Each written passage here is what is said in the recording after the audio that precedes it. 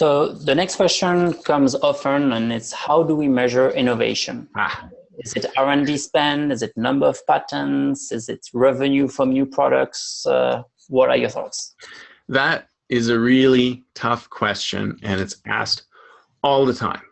All the time. I mean, every time I remember it was really, really obvious. I went to an event where they were talking about an innovation program that they were doing at Lego.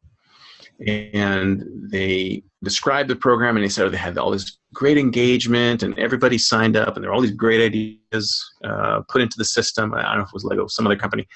And by the end of the presentation, somebody stood up and said, well, what's the ROI?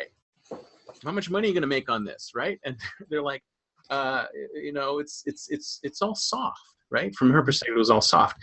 And there are ways of measuring it, but it's typically more of an engagement measurement, right? So it's like, how many ideas did you submit into the system? How many ideas got through the pipeline? How many ideas went into the patent process? How many ideas, how much did you contribute to this?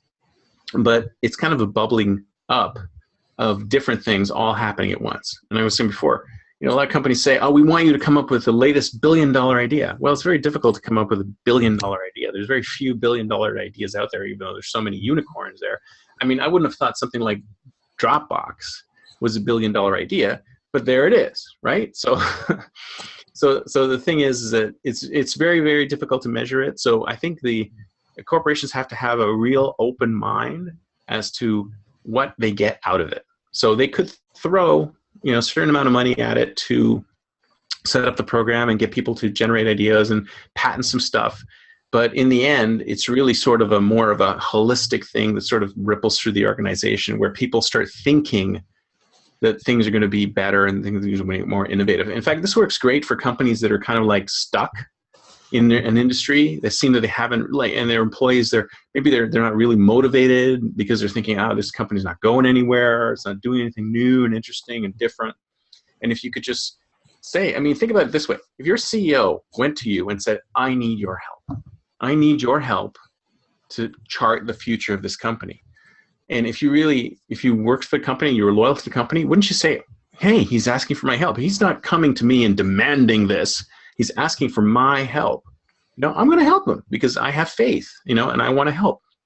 And then enough people think that, and that's communicated back to everybody within the company, then all of a sudden your mindset changes. You go, wow, this place is a great place to work because we're doing all these cool new things that we never did before.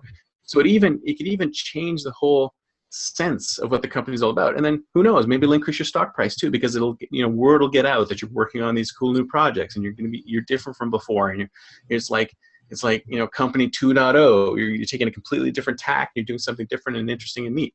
Look at IBM, for example. I mean, that's a great example of a company that went from, you know, doing hardware and then completely changing to a consulting company. And now they're doing like another completely different thing.